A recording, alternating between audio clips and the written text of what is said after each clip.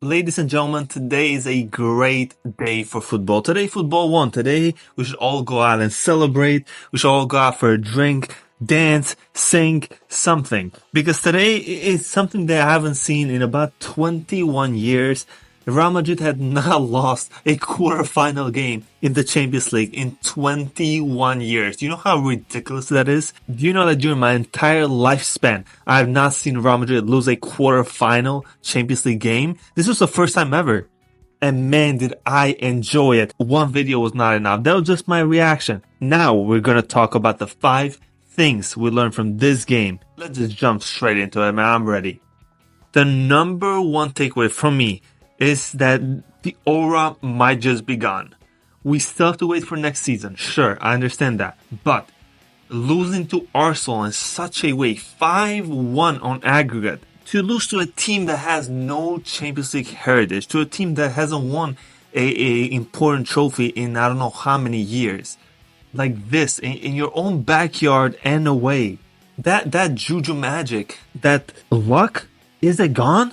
Now, again, we need to wait till next season to be completely sure, because with these guys, I'll never bet against them. Even today, I didn't bet against them. But this is one of those games where it really can affect the player's psyche. They put so much emphasis on them always being able to muster a comeback that now that they didn't do it, it could easily destroy them psychologically. It will cast doubts into them. This is how big teams really lose their aura by losses like this. Arsenal, this is not a prime city. This is not a treble-winning city. This is Arsenal with Martinelli. This is Martinelli scoring against you in the 90th minute at the Bernabeu to win the game. Martinelli, I don't think he's dribbled past the defender in about 6 seasons. Like, if Martinelli is dunking on you, that is going to influence the future teams that play you to also believe in themselves a little more. And I really hope they start doing that, because I am tired of everyone balling against these guys.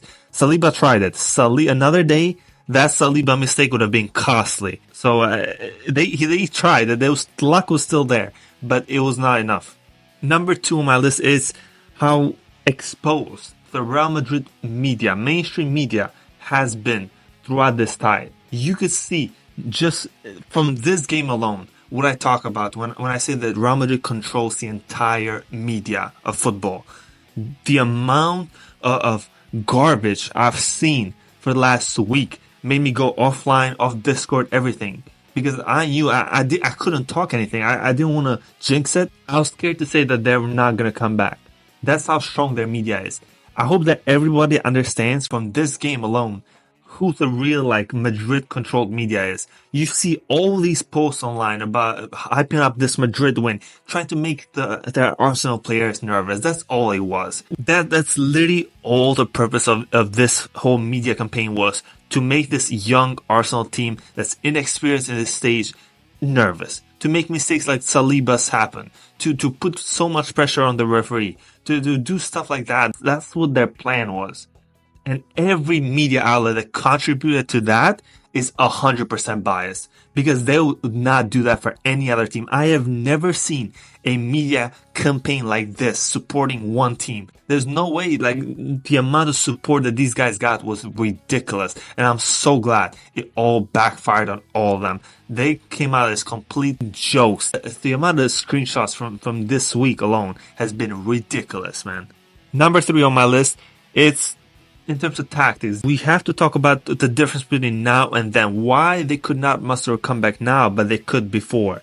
Well, the reason is not tactics. Madrid never had tactics. Whether they won the Champions League with Carlo last season, whether they won it with Benzema, they never had tactics under Carlo specifically. Even under Zidane, if you really want to go back, you can say that. But what they had was quality. Not this marketing campaign you have about this whole physicality thing. That's all they see with these guys.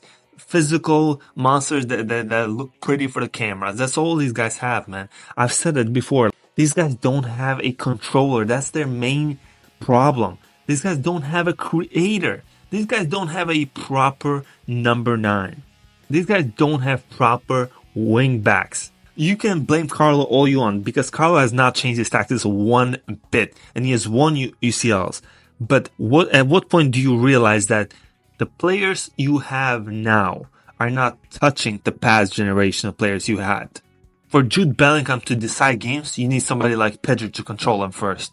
Stop this nonsense of supporting these stupid narratives just to up your players' PR up. It's the amount of PR that these guys get. It's insane. They're so bad on the tactical side of the game. They're literally only reliant on referees, luck, and juju magic. Today, they didn't have the referees. The referee today was impeccable. In another season, another year, that penalty for Saka does not get given. That penalty for Real Madrid 100% gets given. Throw in an extra goal or two in there. And that's it. It's done. They come back. So, really, man, on the tactical side of the game, Madrid are, I don't want to say like a lower division team, just tactically speaking. And Carlo, he has to take the blame for it, but also some of the blame has to be on Florentino Perez for not providing him at least some of the players that he wanted this summer. And this leads me to point number 4. We talked about the general idea of the team, the makeup. I wanted to focus on individuals, and there's one in particular, Kylian Mbappe. I think it's done. The project has failed in my eyes. Mbappe will never adapt to the number 9 position. He can score goals. We've seen it this season. And I think he will continue to score goals just like this next season and the next one after that because that's what he does. But in terms of being a pure number 9, he will never be that. And that will always be an issue for Real Madrid in the big moments where details matter. That is always going to be a problem for them. I'm not going to dwell on this point too much because I've talked about it a lot, but I think it's a matter of time before either Vinny, Mbappe, Rodrigo, somebody in that front line, important person, leaves. And honestly, I think it has to be either Vinny or Mbappe.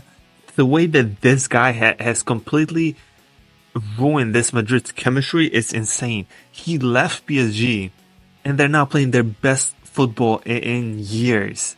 He joined Real Madrid after they won the Champions League and they may end up trophyless. And Barcelona, they're still on for a treble potentially. The Mbappe transfer, honestly, so far for the price and the expectation, it's been flop of the season.